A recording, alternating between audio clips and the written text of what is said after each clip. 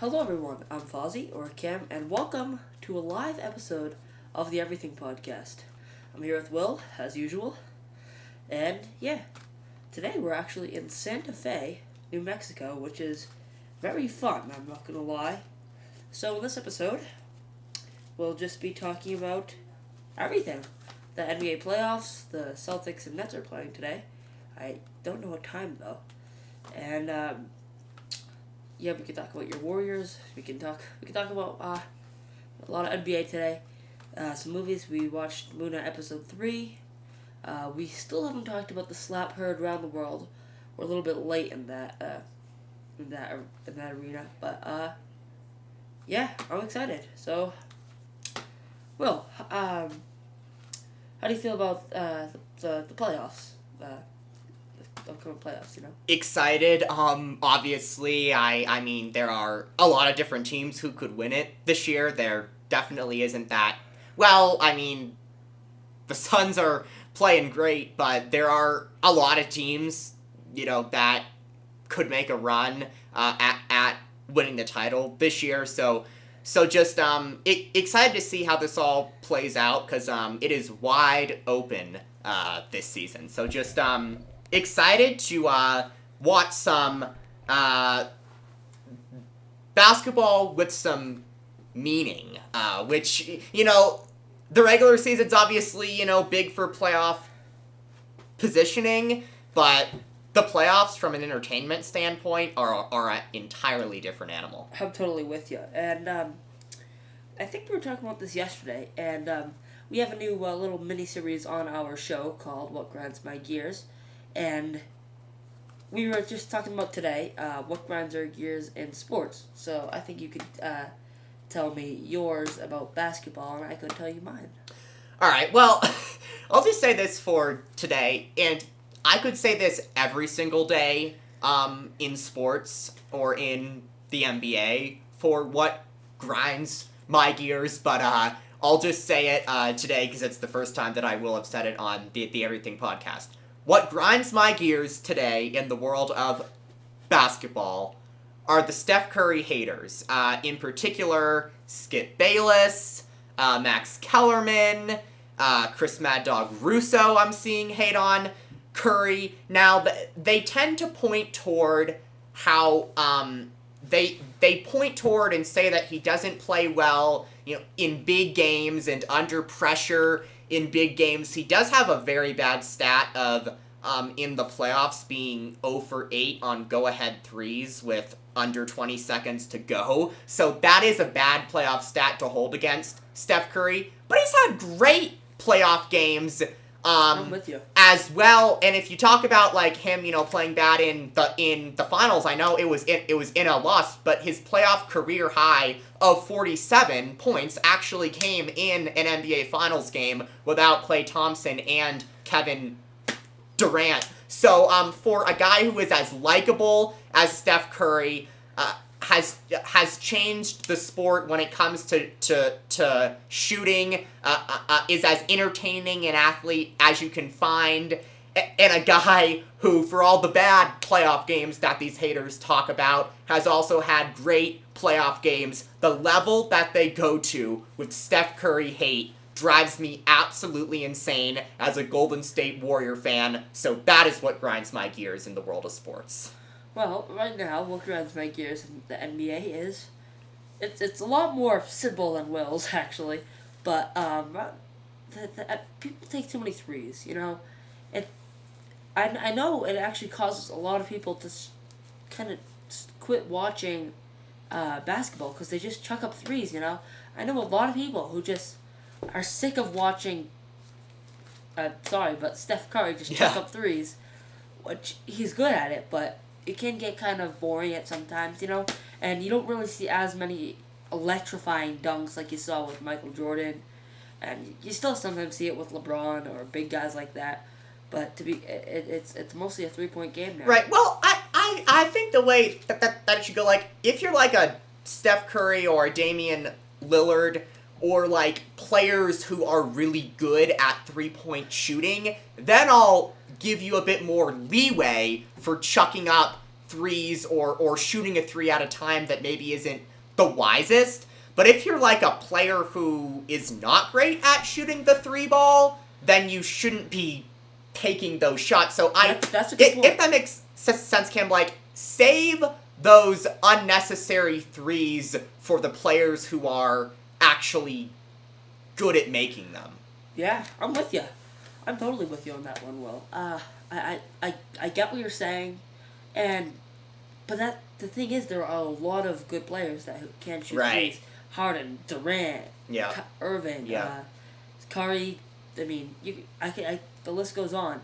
Even these big guys can shoot threes. Joel Embiid, Anthony Davis, you know, and I think it's a big part of basketball nowadays. And I think if you want to be a great basketball player now, you got to get good at shooting threes, like Steph or even his brother Seth Curry. Absolutely, who's nasty at shooter. All right, so my team, the Celtics, are playing the Nets tonight. I have no idea what time, but I should probably figure that out. Who do you think is gonna win? Who do you think is gonna win tonight? Tonight, wow. For game one, I think I'll go with the Celtics tonight, just because it is on their home court, and in the play-in game that the Nets won, I mean, Irving and Durant were, great, but it's not like they won by this large amount. So I just think, home court, game one, crowd will be, excited. I think tonight the Celtics will win. I think if I had to pick a winner for the series, I think at the end of the day, because of how freaking good Durant is, I'll go with the Nets in 7. But even that's tough, because if there's a game 7, it'll be on the Celtics home court, and I'm sure that building gets extremely loud. So I'll go Celtics winning tonight and Nets winning in 7, but I could go the other way around as well. Yeah, I could see the Nets winning in 6, actually. Because as much of a Celtics fan as I am, I just don't feel like this is our year, Tatum obviously is an MVP candidate this year, but Ime Udoka, it's his first year. Even if he did win against the Nets, I don't think he'd go much further. So I'd probably go with the Nets 7 or 6. For me, at the end of the day, after Kevin Durant almost single-handedly beat the Milwaukee Bucks in last year's Eastern Conference semifinals, including about a 49 10 and 17 or something like that game in Game 5. So at the end of the day, if you can almost single-handedly beat a team like Kevin Durant did in last year's postseason, I'm just like, imagine what it's going to be like now when he has help with Kyrie Irving and not James Harden playing through injuries, stinking up the joint. I was looking at the stats yesterday, and Durant and Irving have gone 80% of the Nets' points. I mean, it's really Seth. Wow. I mean, you mentioned the great shooter that Seth Curry is, but let's just put it like it is. I mean, that team relies on their star players. And that's we're not faulting them for that at all. Not even close. I think that's what the Warriors need. Absolutely. I mean, they have Clay and Curry, but I don't think that's not even close to being as dominant as Irving and Durant. Well, I mean, they're obviously, the greatest shooting backcourt in the history of basketball. But obviously the reason that Durant and Irving are better right now is for the simple fact that, I loved what I saw from Klay Thompson over the final 3 regular season games. Really got into a groove, but especially from 3-point range this season, with Klay coming back from an injury and Steph having a slump, you just didn't see the shooting, and in particular the 3-point shooting that you're accustomed to this season from Steph and Clay. And with Clay, there are explanations for that, but because of that, you can't say that they're on the level of Durant and Irving this season. Yeah, I'm totally with you. So, I think we talked about this before this on the podcast, but the finals. Since we're a lot closer to them now. Who do you think we're gonna get?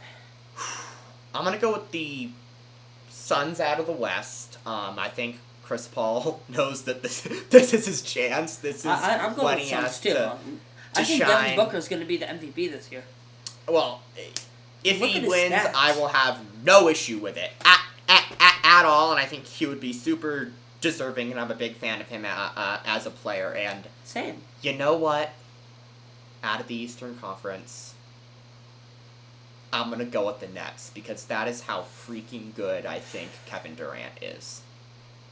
Yeah, I don't know. Man, the Nets are just a nasty team. I feel like I could totally see that happening. But the thing is, injuries. That might be the biggest thing. But no injuries, Nets all the way. So yeah, anything else you need to add about the NBA playoffs? Nothing much at this time, except a positive. I will say. I mean, it comes down to Steph Curry coming back and playing well for the Warriors to go on a deep run and for them to win this series. But a positive that I'm liking with the Warriors right now is that the pieces seem to be coming together and players seem to be getting into a groove at just the right time. Klay Thompson, great over his final 3 games. Andrew Wiggins breaking out of a slump. Draymond Green breaking out of the slump he was in when he first came back from injury. Other players as well. So a positive I'm seeing with the Warriors going into this series is that players seem to be getting into a consistent groove of playing well at just the right time. But that can easily go away. That's the thing. I think because Tatum will have like a 50-point game, then we'll go back with like a 24-point game, which I'm not saying is a bad game. Well, with Clay, this season, he has had great, games, but then he'll come back after that with 5 straight poor shooting games. But at the end of the season, it was 3 straight games of 36, 33, 41, and good shooting percentage. So that's what I mean in terms of being encouraged. Yeah. All right. So, okay, MVP. I talked a little bit about it. I said I'd like to see Devin Booker win the MVP, but he might not. Obviously he might not. Who would you like to see win the MVP this year, Will? I think I will go with Jokic this year, because just every time that I see his stats and hear about him, he just seems absolutely, positively unbelievable out there on the basketball court. He's going to be the best player in this Warriors-Nuggets series, because Steph Curry's going to be coming back from an injury and reacclimating himself into game flow. So I think I will go with Jokic, Cam. All right. I said Devin Booker, but I could see Jokic getting it. I could see Booker getting it. I could see Giannis. Kevin Durant getting it. Considering the Nets are just nasty. Giannis, of course, I think he's one of the best players we're going to see for a while, In my short time, well, not as short anymore, but in my time watching the NBA, I cannot think of seeing a more dominant finals game than Giannis in Game 6 against the Suns last season. That was phenomenal. Yeah, you were telling me. Yeah, I agree with you. And we were also talking about this yesterday. Kawhi Leonard. And how he kind of fell off, I just find it amazing. I mean, I know, he had this injury and stuff, and you could, absolutely use the bubble and COVID as a reason for the Clippers underperforming. But just after he won the title with the Raptors in 2019 and went to the Clippers, it was Clippers title favorite. Leonard is the best player in the NBA, and it was not really even a question.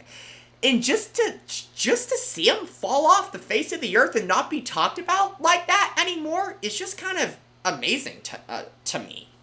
Yeah, I know, it is crazy. And it's not like he's a bad player at all. He's nasty. He's a great player when he's healthy. When he's on, he's on. He's a player, like, when he's good, he's phenomenal, you know? But, yeah, I just think it's crazy how he'd gone down. And DeMar DeRozan, I just remembered, you could say he's an MVP candidate, at least towards the beginning of the season. He's gone down a little bit, but, you know, I'd still put him in as...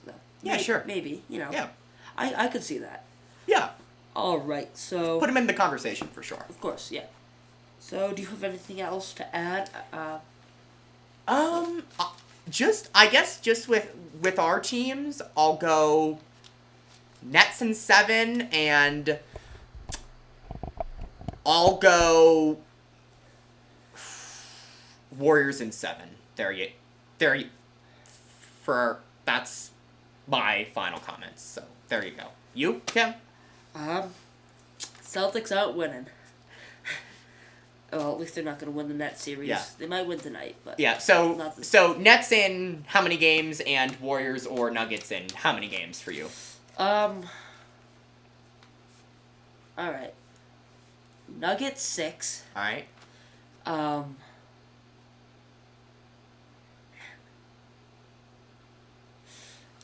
Nets 6. All right.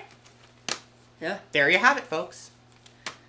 All right. So now I think we need to talk about Morbius, because you saw Morbius last week, right? Yeah. Yeah. And we have actually a week ago today at around this time. So there you go.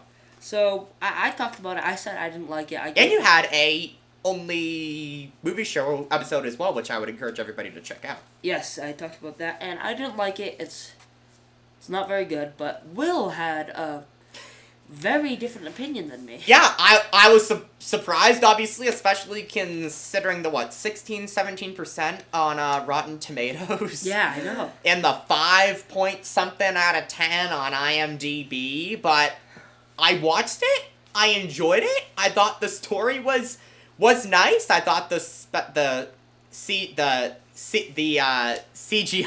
I enjoyed seeing it on the big screen, and even though I have issues with him appearing, the possible Sinister Six setup at the end, I did enjoy. And you also talked about it, especially in the case of Jared Leto. You didn't enjoy his performance, but the acting was, far from my concern. So yeah, I don't think the acting was good at all. I don't think Jared Leto was in it to win it. Matt Smith was a bright spot of the movie. I didn't like his character, but he did what his character was. He played a cool role. He kind of had to play two characters, and he just completely changed. He got the same exact powers as Morbius, and then turned into a bad guy. And what makes Morbius a good guy and him a bad guy? Good point. I mean, it doesn't make sense. It doesn't make sense. I mean, look, there are some things I can poke at too, but just with certain films, I'm just able to overcome that and enjoy parts of them as well, and that's what happened for me in this movie. All right, whatever. Okay, so let's see here. Moon Knight episode 3. Episode 1 has been my favorite so far. Episode 2 I didn't enjoy as much as episode 1, and that's not saying it was a bad episode. Oh, no. I'm not saying any of the episodes are quote-unquote bad episodes, but with episode 3, this is what I kind of, settled on, because I like this show, but the thing that is holding me back from loving it is that I watch it and it can just be flat out confusing at times, and I I had that in episode 3, so the confusing aspects of it are what are holding me back from loving it. I just feel like it could be more. It could be more scary, more... It could just be more. Bigger stakes, you know, which I guess we don't even really know who Ethan Hawke is. I mean, he plays his character great. I will say Ethan Hawke has been fantastic. And Mr. Knight, who's Moon Knight in the suit and tie, that's Stephen Grant's version. His name is Mr. Knight. And in the comics, he's awesome. He's fantastic. He's like Batman. He's like a detective. In this, he's awful, especially in episode 3. Episode 3, he's just standing there like, alright guys, let's all just make peace. Yeah. And then he gets stabbed 3 times. So yeah, I wasn't happy with Mr. Knight, but maybe by the end of the show we'll get better, Mr. Knight better. And I think this absolutely has the chance, and I thought this, just like you when I first saw the trailer, that this could be a great show. And look, it was heading that way for me with episode 1, but just since then it's taken a step down and been confusing, so it's gonna have to pick it up for me to... But how would you like it to get picked up? Would you like to have it less confusing? Yes! I'll be honest, that's it for me. I mean, yeah, I would like to be compelled by the story as well, but if it's less confusing, I think I'll be into it more.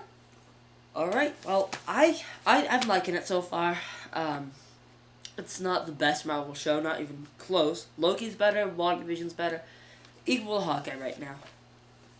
And Falcon and Winter Soldier is just the worst.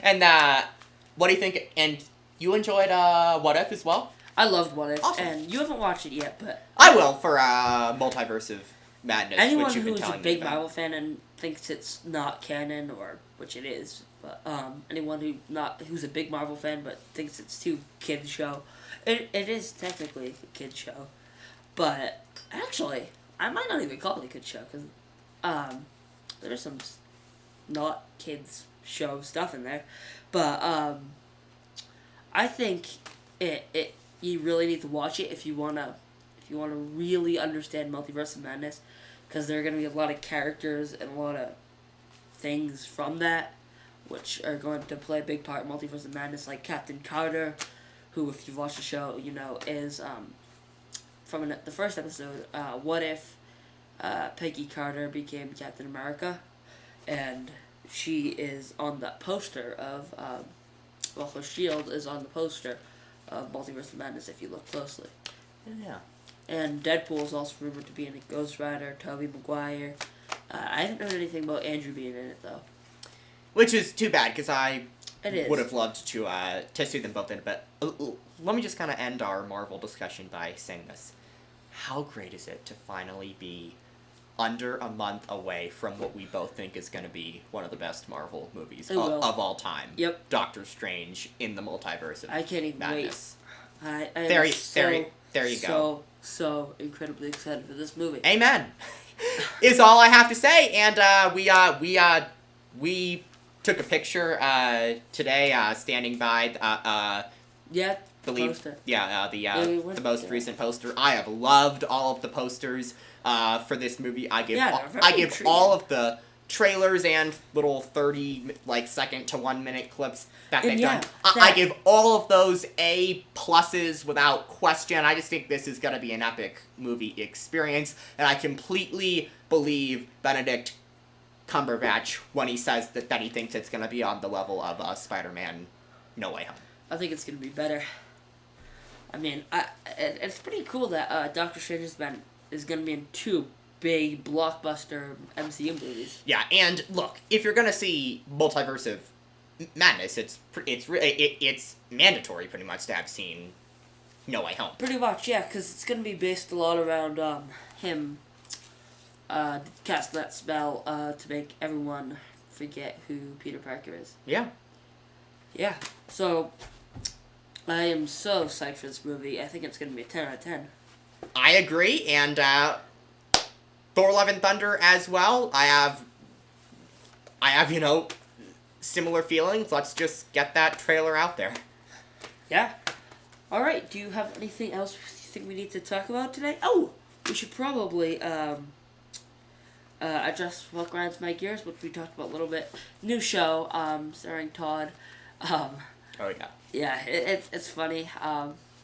Yeah, I have loved this so far. I think it's brilliant, honestly, the things that Todd has talked about. So Todd, new show, what grinds my gears, it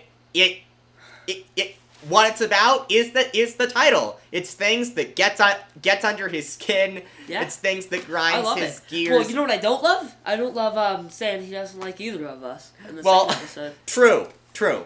That's a good point. Yeah. But every Sunday, I believe, is the date that tomorrow we're gonna get one.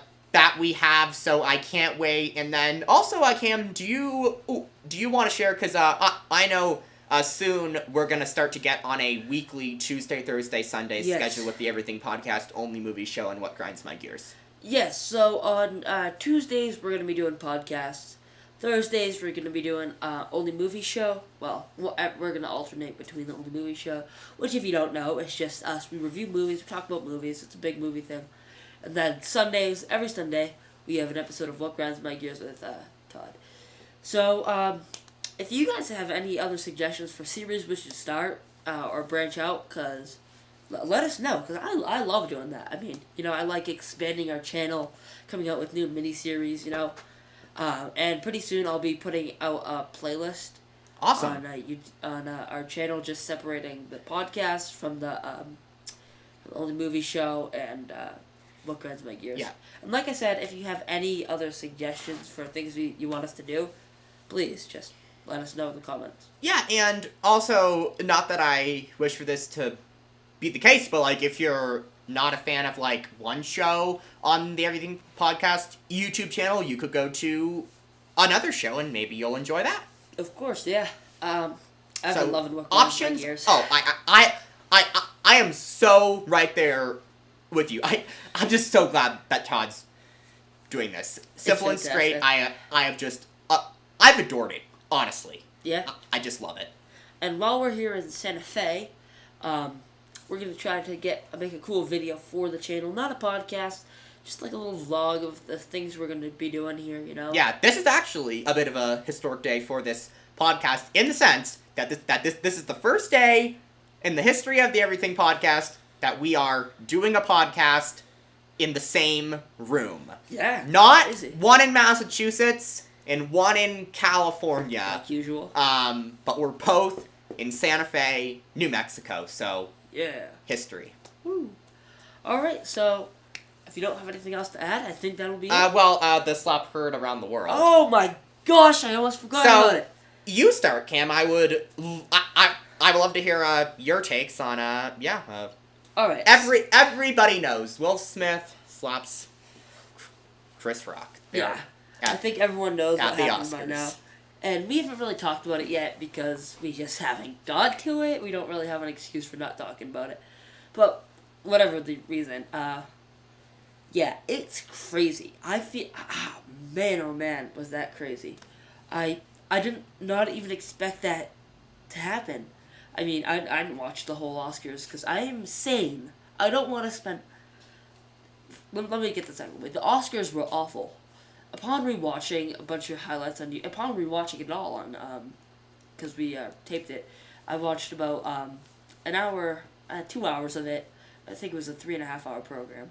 So I watched the last 1.5 hours on DVR, and oh my gosh, this is shameful. What do you think the worst thing is? Is it the format? Is it the hosting? What is it? I think it's the hosting. They're making it act like an MTV Choice Award, It's not professional. Our light just went up, by the way. Yeah. Sorry about that. It's too goofy, It's not like actual professional. It's not professional anymore. It's just stupid jokes, stupid puns, and I don't like it. Yeah. I see a low battery here, Cam. Are we okay not to cut in? Okay, yeah. Anyway, continue with what you were saying. Sorry to cut in. So yeah, the slap heard around the world is nuts. And do I think Chris Rock should have made that joke? No. Was it funny? A bit. It was definitely in poor taste, but it was. You have to admit it was funny, and Will Smith just going up there and slapping him in the face. One, that's a crime. It doesn't matter if he's a celebrity. It doesn't matter if he's at an award show. That's a crime, and him just cussing him out in the stands. All right, That's ridiculous. Here's my opinion. If he wasn't a celebrity, he'd be arrested on the spot. Yeah, I think you're right. But, alright, look.